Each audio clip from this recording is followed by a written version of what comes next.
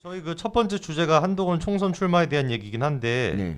아예 그냥 뭐 다 푸시고 가실까요? 아니 지금 딴 얘기가 눈에 안 들어와. 내가 아까 그 르브론 제임스가 혼자 혹사 당하는 거 보고 아니 봐봐 딴 애들은 왜 이렇게 못 넣니? 슛을 한 30번 던지면 네네. 3번은 넣어야 되잖아. 3번을 못 넣어 이것들이. 아니 근데 그러니까 잠깐 교수님 그 팀 국민의힘이 이름이 뭐라고? 레이커스. LA 레이커스. LA 레이커스. 아 거기 교수님 응원하시는. 아니 르브론이 물론 연봉을 400억을 받지만 200억씩 받는 놈들이 슛 한 번을 못 넣어요. 아니 40살 된 애가 이렇게 계속 넣어. 아니 진짜 한동훈 장관도 똑같잖아. 그냥 국힘에 있지도 않은데 그냥 어쨌든 이 정부 이 모든 걸 다 이끌고 있잖아요. 그냥 국힘과. 그런 맥락에서 아니 뭐 하나 그러니까 제가 이건 늘 하는 얘기인데 네네. 예를 들면 검수완박이 있다. 네네. 검수완박이 필요하다. 그러면은 검수완박을 해가지고 검수가 필요하다. 내가 헛소리했어. 검수완박을 해가지고 어떤 피해가 있는지를 이제 1년 반쯤 됐으면 이제 백서가 있을까. 사례들을 바탕으로 언론 플레이를 하잔 말이에요. 아니 한동훈 장관 법무부 발표도 하고 그러니까 그렇죠. 법무부가 아니라 국민의힘이 해야 된다고 이거는. 그러니까 한동훈 장관이 하는 정책을 국민의힘이 좀 지원을 해줘야 되잖아. 아 그러니까 이제 검수완박 같은 것도 꽤 지금 시간 됐으니까 네. 그거에 이제 좀 나쁜 점들이 이미 다 드러나고 있지 않습니까? 그렇죠. 네, 풀려나- 그런 것들을 좀 네. 뭐랄까 국민의힘에서 그거를 잘 잡아서 이슈화를 시켜야 된다 이 말씀이시죠? 그러니까 사법지원 같은 것도 그렇죠. 사법지원이 심각해서 청주의 간첩들이 이제 잡혔는데 민변놈들이 이제 그 재판을 계속 방해하고 그래갖고 애들이 다 구속기간 지나갖고 풀려났잖아. 그렇죠. 그러니까 이런 일들을 이렇게 국민의힘이 좀 이슈화를 해야 된다고 매일같이. 근데 지금 국민의힘이 그동안 어떻게 했냐. 맨날 그냥 뭐 우리는 학처럼 웰빙 같이. 고고한 학처럼 굳이 다리 2개를 짚고 있으면 되는데 굳이 한 다리로 서 있어. 한 다리 서 있다가 나중에 바람만 불면 넘어져. 아니 맨날 그냥 뭐 저쪽에서 뭐라 그러면 넘어지고 이런 짓을 했단 말이에요. 그러니까 비유가 아주 예술이신데요, 교수님. 학이 2다리로 서 있으면 되지 왜 한 다리로 서 있지? 없어 보이려고 하는 거예요. 그러니까 그런 전략이 21세기는 안 통한단 말이에요. 근데 걔네들은 계속 말도 안 되는 이슈 가지고 지지자를 결집하는데. 그렇죠. 아니 그러니까 이재명 이 인간이 뭐 한 30일 단식을 한다 그러면 김기현 대표는 40일 하는 거야.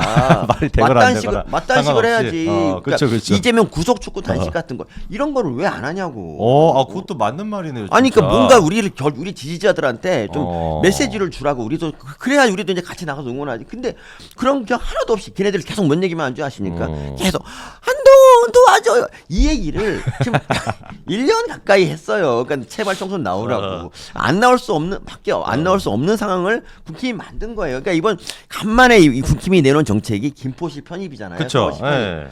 그것도 그냥 달랑 정책만 내놓지 말고 이거 백서 같은 것도 좀 미리 만들고 그러니까 좀 미리 이제 준비를 그럴듯하게 막 어떤 질문을 하더라도 이렇게 다 받아들일 수 있게 예를 들면 있잖아 뭐 간담회 같은 것도 좀 몇 번 하고 그리고 이제 그 여론조사도 미리 하고 이제 이런 거 있잖아 뭐 다른 외국 사례 같은 거 쫙 해갖고 뭐라고 한번 퍼퓰리즘 그러면 아니야 우리 이거 저기서도 하는 거야. 그리고 1월 달부터 이거 했고 니네도 했고 뭐 이렇게 쫙 뭐 어떤 질문에도 답변할 수 있도록 이렇게 준비를 완벽하게 해오면 와서 찍소리 못하게 해야 되는 거라고. 그렇죠. 칫소리 못하게. 근데 해야지. 그런 것도 잘 이렇게 좀 대응이 어설프더라고. 그래서 참 여러 가지로 그냥 국힘이 하여튼 마음에 안 들었어요. 그리고 그래서 그렇게 마음에 안 드는 국힘이 한동훈 장관을 이용한다라는 것 때문에 사실상 이제 한동훈 장관 출마를 열심히 반대를 하셨는데 왜 민경호 대표님한테 뭐라고 들으셔서 입장을 이렇게? 근데 이제 바꾸는 그 거예요? 대통령을 하려 그러면 네.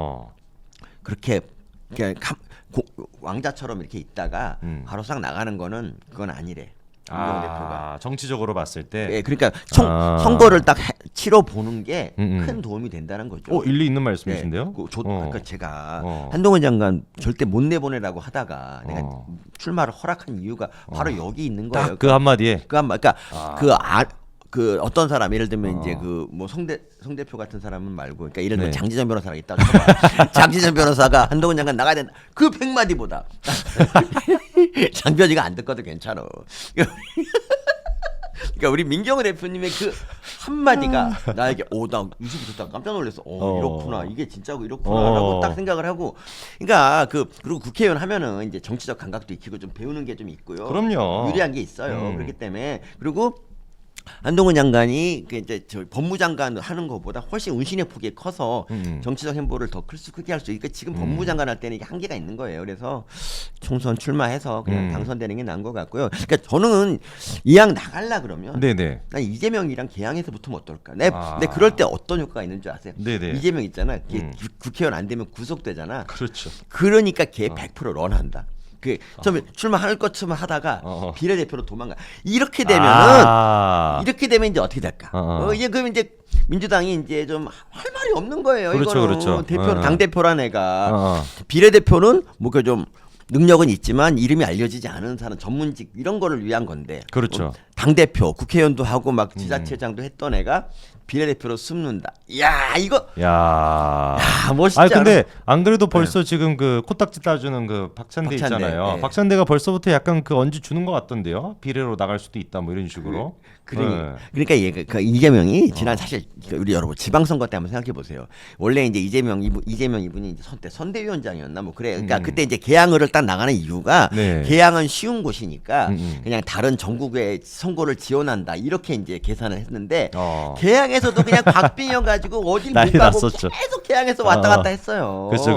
근데 봐봐 거기에 그러니까 윤영선이라는 그런 후보가 그랬는데 한동훈 장관이 딱 나와봐. 어떻게 되겠습니까? 야, 그때 윤영선이라는 후보는 사실 보수 쪽에서도 잘 모르시는 그렇지.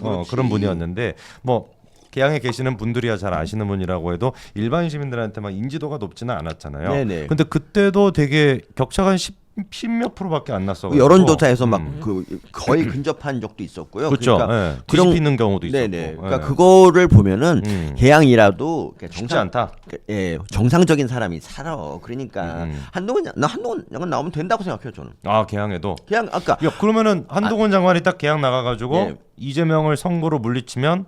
바로 다음에 차기 대권 후보가 바로 되지 않을까요? 그렇죠. 뭐 해보나 마나지. 그러니까 이재명은 바로 구속되는 거고 이제 그럼 이 모든 게 정리돼요. 그러니까 이런 이제 초강수 같은 것도 가능한데, 그러니까 아니 저는 이런 걸 한번 써보면 좋겠다 생각해요. 어차피 뭐 거기서 진다고 핸들 뭐 진다고 하면은 조금 대선에서 좀 멀어지긴 하지만 뭐 그래도 한번 해볼 만한 거 아니겠어요? 그렇죠. 명분이 있는 선거면은 진다라고 해도 오히려 도움이 될 수도 있죠. 그렇죠. 상대의 그 쥐꼬리 같은 명분을 다 뺏어버리잖아요. 그렇죠. 그러니까.